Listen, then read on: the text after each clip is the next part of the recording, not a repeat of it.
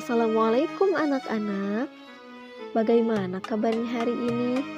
Semoga dalam keadaan sehat walafiat.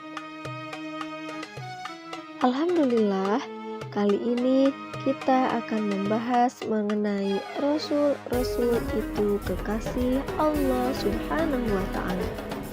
Dalam tema ini, yang pertama kita akan mengetahui apa itu iman kepada Rasul Allah. Yang kedua, mengenai tugas-tugas Rasul.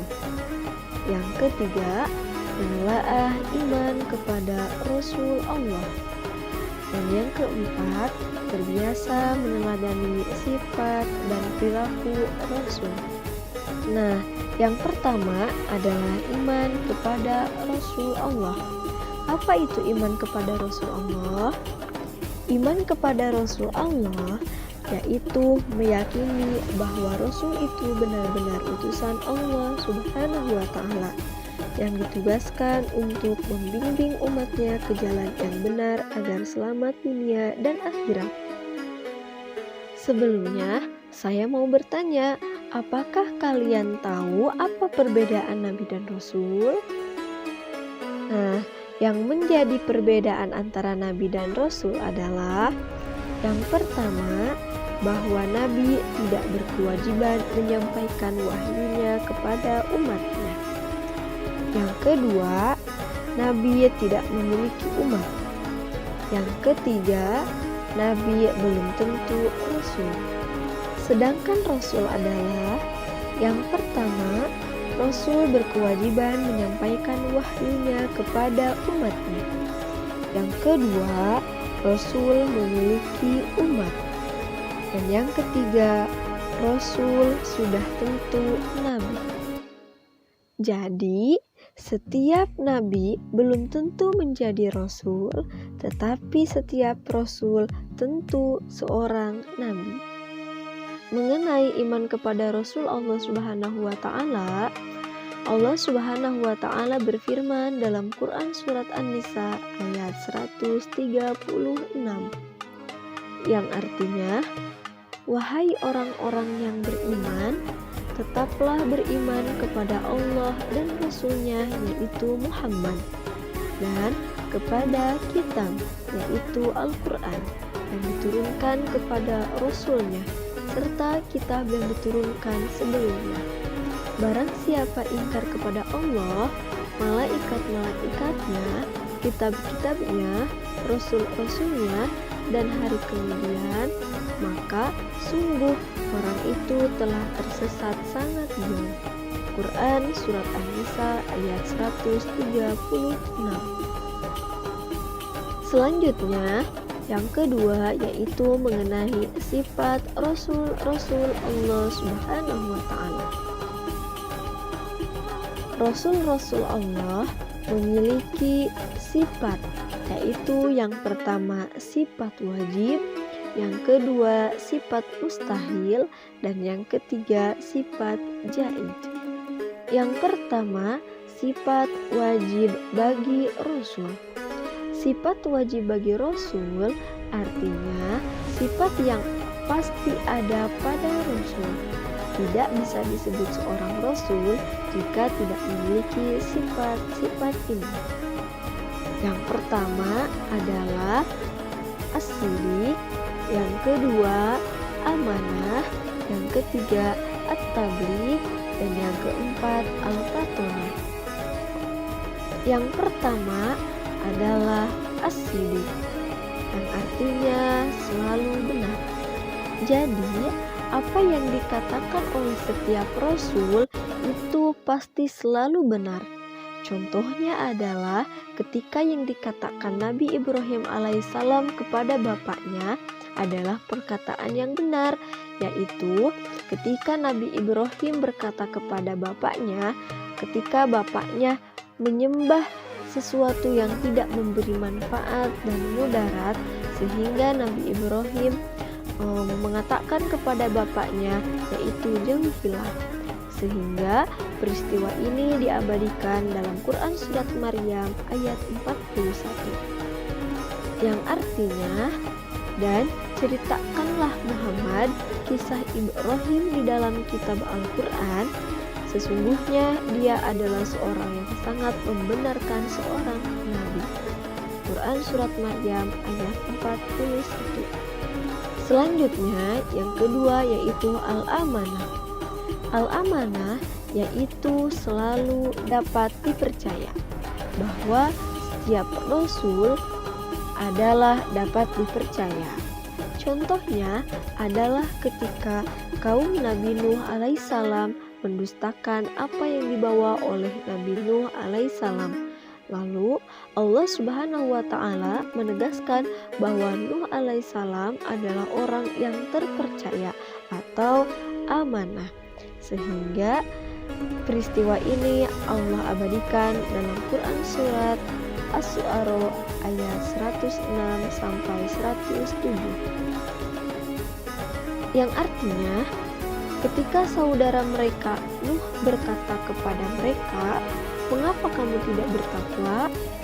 Sesungguhnya aku ini seorang rasul kepercayaan yang diutus kepadamu."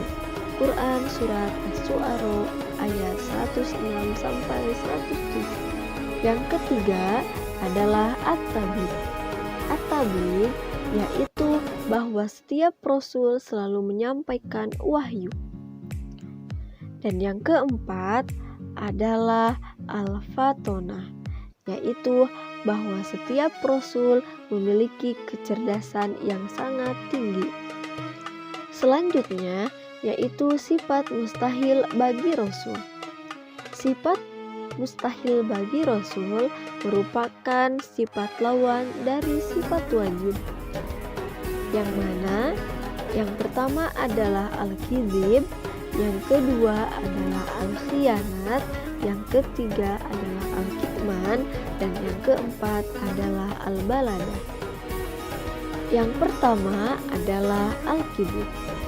Al-kizib yaitu mustahil bagi setiap rasul itu berbohong atau dusta, sehingga semua perkataan dan perbuatan rasul tidak pernah bohong dan dusta.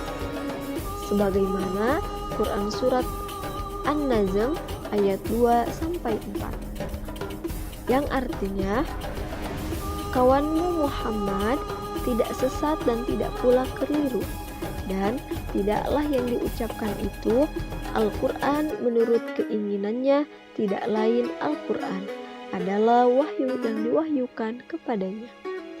Yang kedua adalah al-khiyanat.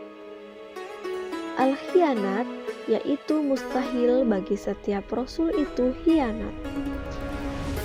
Yang ketiga adalah al-kitman. Al-kitman yaitu mustahil bagi setiap rasul menyembunyikan kebenaran. Dan yang keempat adalah al-baladah. Al-baladah yaitu mustahil bagi rasul itu bodoh, meskipun Rasulullah SAW tidak bisa membaca dan menulis atau ummi, tetapi ia pandai. Sebagaimana peristiwa ini Allah Subhanahu wa Ta'ala cantumkan dalam Quran Surat Al-A'raf ayat 199, yang artinya, jadilah pemaaf dan suruhlah orang mengerjakan yang ma'ruf, serta janganlah pedulikan orang-orang yang bodoh. Selanjutnya yaitu sifat jaiz bagi Rasul. Sifat jaiz bagi Rasul adalah sifat kemanusiaan, yaitu al-aradul basyariyah. Artinya Rasul memiliki sifat-sifat sebagaimana manusia biasa, seperti rasa lapar, haus, sakit, tidur, sedih, senang, berkeluarga, dan lain sebagainya. Bahkan seorang rasul tetap meninggal sebagaimana makhluk lainnya. Pembahasan yang ketiga adalah mengenai tugas Rasul Allah Subhanahu wa Ta'ala. Tugas Rasul Allah Subhanahu wa Ta'ala adalah mengemban tugas yang tidak ringan. Di antaranya tugas Rasul-Rasul itu adalah Yang pertama, menyampaikan risalah dari Allah Subhanahu wa Ta'ala. Yang kedua, mengajak kepada tauhid, yaitu mengajak umatnya untuk mengesahkan Allah Subhanahu wa Ta'ala dan menjauhi perilaku musyrik atau menyekutukan Allah. Yang ketiga, memberi kabar gembira kepada orang mukmin dan memberi peringatan kepada orang kafir. Yang keempat, menunjukkan jalan yang lurus. Yang kelima, membersihkan dan menyucikan jiwa manusia serta mengajarkan kepada mereka kitab dan hikmah. Yang keenam, sebagai hujah bagi manusia. Selanjutnya, pembahasan yang keempat adalah hikmah beriman kepada Rasul Allah Subhanahu wa Ta'ala. Nah, anak-anak, pentingnya orang Islam beriman kepada Rasul bukan tanpa alasan. Nah, manfaat dan hikmah yang dapat diambil dari beriman kepada Rasul diantaranya: 1. Makin sempurna imannya. Yang kedua, terdorong untuk menjadikan contoh dalam hidupnya. Dan yang ketiga, dorong untuk melakukan perilaku sosial yang baik. Dan yang keempat, memiliki teladan dalam hidupnya. Yang kelima, mencintai para rasul dengan cara mengikuti dan mengamalkan ajarannya. Dan yang keenam, mengetahui hakikat dirinya bahwa ia diciptakan oleh Allah Subhanahu wa Ta'ala untuk mengabdi kepadanya.